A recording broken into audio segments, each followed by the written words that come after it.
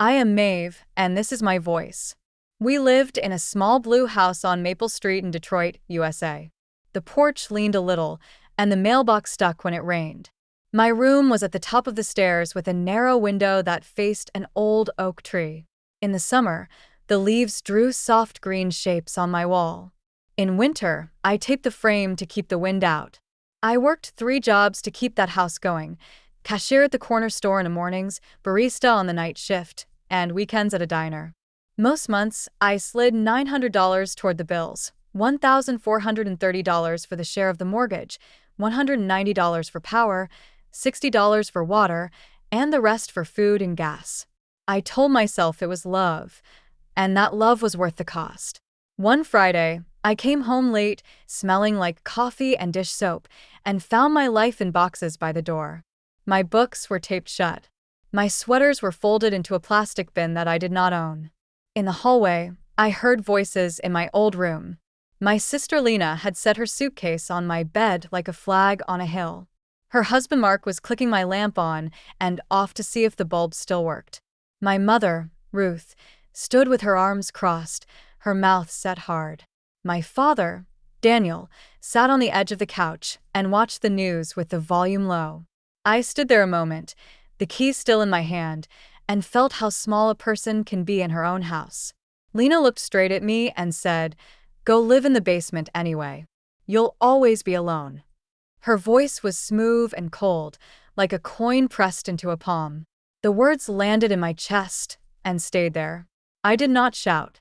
I did not throw the box or plead or list the hours I had worked. I was too tired to argue with 4 people, and the whole week. I went down the stairs to the basement and sat on the cold step and did the one thing that calms me. I counted what I had because numbers are plain and do not lie, even when people do. Counting is a small light you can hold in your hand when the room goes dark. In an envelope from paydays and tips I had not yet deposited, I had $1,240. In a jar of coins and ones, I had $83 after I smoothed the crumpled bills and stacked the quarters. Tucked in the binder of old schedules, I had a worn 10-pound note. A traveler from Europe had tipped it to me by mistake months ago, and then laughed and told me to keep it for luck. I kept it because it felt like proof that the world was wider than Maple Street, that a door to far places could fit in my pocket. I lined the money on the step like a tiny wall that was mine. Then I did the second thing that calms me. I told myself the truth. The truth was that I had been paying to heat this house, to keep the lights on, to stock the fridge, and now I was being told to sleep under the pipes. I looked around the basement. It smelled like dust and laundry soap and the wet place where the wall meets the floor each spring. A small window near the ceiling showed a slice of the street light and the shadow of the oak tree. The old treadmill leaned against the far wall, a coat rack for clothes no one wore. Boxes of holiday lights sat open, a tangle of color that never made it upstairs last December. I thought about how many mornings I had stood at the stove making eggs before work. How many nights I had counted the register twice to catch a missing dollar. How many Sundays I had folded towels while my sister scrolled her phone. I had learned to be quiet to keep the peace. But quiet is not peace when it means you vanish. I opened the boxes at my feet and packed on my own terms. I chose my work shoes, my heavy sweater, and my toothbrush. I took a photo of my friend Grace by the river in Cleveland where we had gone one bright Sunday to breathe and remember that life is larger than one room. I wrapped the photo in a t-shirt and slid it between 2 paperbacks. I took my notebooks because I have always written my thoughts to hear them better. I left the broken hair dryer, the torn scarf, the shoes that hurt. I kept the things that were a map: warm clothes, good shoes, a picture of a friend, a pen, and enough cash to buy a door that locks. At 2 a.m., while the house slept, I went up to the kitchen and sat at the table where I had done homework as a girl and sorted tips as a woman. I wrote a note in clear, calm words, the way I speak when I want no confusion. I've been paying to keep this house. I need a home, too. I am leaving. I am safe. I placed the note by the fruit bowl and set my house key on top of it. The clock ticked. The fridge hummed. Somewhere upstairs, a floorboard answered my wait like a soft warning. I stood for one more breath and felt my hands grow steady. Steady is better than brave. Steady gets you to the door. I put on my coat and picked up my bag. I opened the front door slowly, so the hinge would not creak.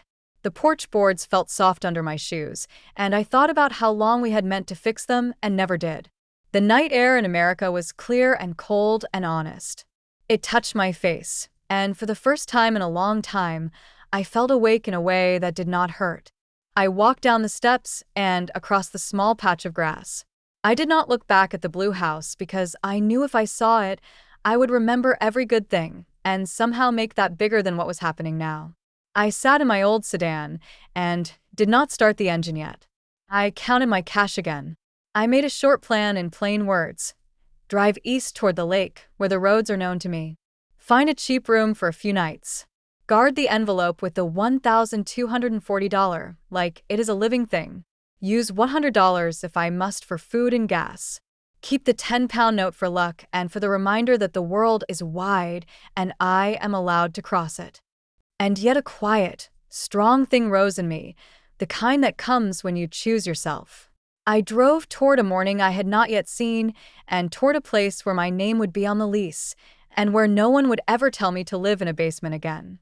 I drove east until the sky turned pink over the highway and the radio found a clear song that I could hum without thinking. My old sedan rattled at 60, but it held steady like a friend who does not talk much. In Toledo, I bought gas and a coffee for $6, and I watched the sun slide up the side of the station like a clean promise. I could have turned back toward Detroit and the Blue House, but my hand stayed firm at 10 and 2. I told myself out loud in a low voice that wouldn't shake. Keep going. Find your own door in America. By mid-morning, I reached Cleveland. The city rose in brick and glass, and the lake flashed like a wide sheet of light at the edge of the streets. I rolled slowly through a quiet block where the houses were narrow and kind. A sign in a front yard said, "Rooms for rent." Black paint on white wood. I parked. My legs were stiff from the drive, but my mind was clear. I rang the bell and waited. A woman with warm eyes and a sharp voice opened the door. "I'm Mrs. Parker," she said. "Cash rules. Deposit is $450. Rent is $700. Week to week at first." I did the math in a blink and nodded. My envelope of dollars felt heavier than it was because it meant I could say yes. Mrs. Parker showed me a small attic room with a slanted ceiling, a tiny window, and a door that locked with a simple click. The bed creaked, the carpet was thin, and I loved it at once because it was mine. I carried my backpack up the stairs and, for the first time in a long time, I put a key into a lock that belonged to me alone. I set my money on the desk, counted it twice, and set aside the $450 deposit and the first $175 toward rent for the week. I unpacked my few things, 2 sweaters, work shoes, the picture of me and Grace by the river, and my old notebook. I placed my 10-pound note on the crooked shelf and smiled at it. It felt like a small flag that said I could still cross oceans someday, or at least streets, and that my life was not stuck to one porch. I opened the window and let the cool lake air press softly against my face. The city sounded like dishes and buses and feet on sidewalks. It sounded like a place that might make room for me. That first day, I kept my steps simple. I walked to a small market and bought bread, eggs, apples, and a jar of peanut butter for $35. I made toast and sat on the edge of the bed to eat it. Slow and steady.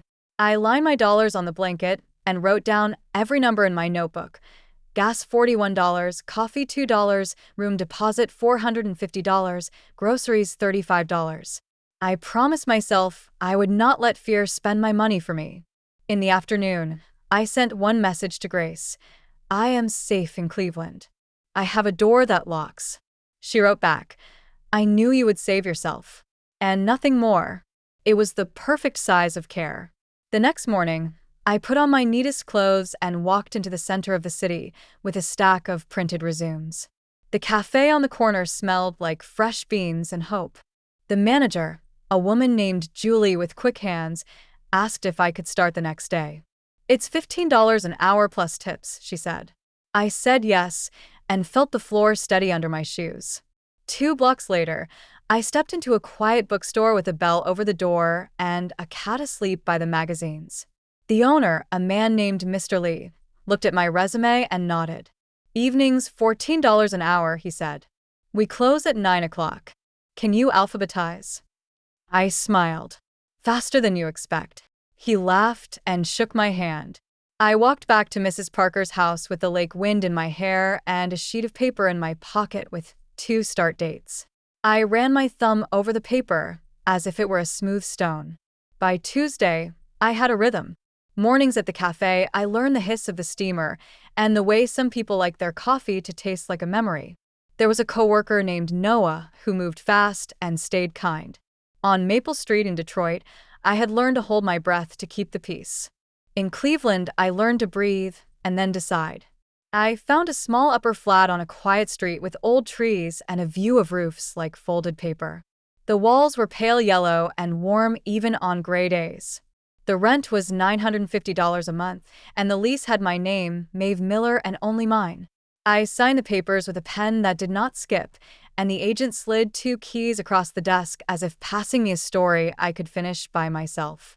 When I stood alone in that empty flat, I felt bigger than my past and smaller than the future, and both were good. Moving day was a low-budget parade. Noah helped me carry a used couch I bought for $120. The fabric was clean, and one cushion sagged like it remembered laughs from another room. Mrs. Parker let me take the crooked lamp for $10 and hugged me at the door. Pay rent on time and keep your own watch, she said. Mr. James from downstairs fixed a loose hinge and shrugged off my thanks like it was nothing. Carla from the corner waved from her table and put 2 $1 coffees in a paper bag. I pressed the 5-pound note to my palm and tucked it back into my wallet like a quiet cheer. The first night in the flat, I boiled pasta and ate from a bowl on the floor because my table would not arrive until next week. I set my jars on the window ledge. Tips, rent, savings. I slid $100 into the savings envelope the moment my paycheck hit and felt a click inside like a lock turning. I bought a small plant for $9, a bright green thing with soft leaves. I named it Ben because it felt good to name something that would grow in my care. I put Ben on the sill and told him the rules I had taped to the wall. No one throws me out again. I pay myself first, and I choose who enters my house. The plant did not argue. It simply turned its face to the light. At the hotel, I kept learning the music of care. People brought their long days to my counter. A father from Chicago who had lost his wallet, a teacher from New York who feared she had left her notes in a cab, a couple from a small town in America who had saved for this weekend for a year. I stood straight, asked clear questions, and solved small problems with clean hands. Thank you, Maeve, people said, and it felt like a paycheck the ledger could not show. On Saturdays at the hall, I watched brides breathe again when a missing ribbon was found, or a late aunt arrived at last. I learned that calm is a gift you can give and keep. On a warm evening, I walked home along the lake and counted the ways my life had changed since the night I left the blue house. I had keys that were mine. I had a lease with my name. I had a couch that told the truth when I fell into it, and a plant that lifted its small arms to the sun. I had $2,300 saved and a plan to reach $5,000 by summer if I kept saying no to things that cost more than they gave. I loved my family, and also the space I had placed between us. I loved America because it had given me roads and rooms and work. I loved the idea of Europe because it reminded me that the map is larger than my street. I placed the 5-pound note beside my jars that night and smiled. Work had taught me my worth. My worth had taught me a new name for home. The place I choose, the place I can afford, the place that keeps me whole. 1 year after I left, I drove back to Detroit to see the blue house. The porch still leaned, but the door had new paint, a bright patch on an old story. I turned off the engine and sat a moment, breathing like a runner who had finally stopped. Mr. Carter from next door lifted his hand. "You look stronger," he called. I didn't know that showed, but I was glad it did. America likes to set hard days beside small plain sights, soap on a rail, sun in a kitchen, and ask you to stand in both. I climbed the steps and knocked. My mother, Ruth, opened the door. My father, Daniel, stood behind her with his hands in his pockets. On the couch, my sister Lena sat with her husband, Mark, and their baby girl, Ella, asleep on her shoulder. For a long breath, we just looked at one another. Then I set my spare key on the table where we used to leave grocery lists. "I came to return this," I said, "and to tell a simple truth. I'm okay. I have my own place in Cleveland. I pay my rent on time. I saved $8,400 this year. I'm building a life I can trust." The numbers steadied my voice the way a railing steadies a step. We went to the kitchen because that room can carry weight. We spoke like careful builders, one plank at a time. I told them the basement smelled like damp and that the words, "You'll always be alone," made their own weather in my chest. My mother said, "I wanted quiet," and called it peace. My father said, "I should have stood up." Lena looked at Ella, and then at me. "We were wrong," she whispered. No one argued. We made toast. We passed the butter. We let silence do part of the work. We did not fix the past. We honored it, and we laid a small, steady path forward. Before I left, my father opened the drawer with tape and scissors and came back with 2 crisp bills. He pressed $200 into my palm. "For your house," he said. "Your house." I took it not as a debt, but as a seed. Mark walked me to the porch with a bag of hand-me-downs, 2 good pans, and a blue mug that fit my hand. The oak tree shook its leaves like quiet applause. I drove west with the radio low and stopped by the lake. I thought of Europe the way you think of a lighthouse. Not now, but someday. I counted my cash. The new $200, the week's tips, the same old 10-pound note I keep for courage. Money can't buy peace, but it buys time, and time lets peace sit down and stay. Back in Cleveland, my flat smelled like lemons and warm dust. My plant Ben had leaned toward the window, doing his small, honest work. I slid $100 straight into savings, wrote the date in my notebook, and taped a new card above my desk. I can earn, save, and rest. I set the 10-pound note beside it like a tiny flag from the future. I am Maeve, a woman who left at night and chose her morning. If you ever feel pushed to a basement, hear me. You can pack your things, count your dollars or pounds, and walk toward a door that opens to you. The porch may lean at first. That's okay. You will still cross it.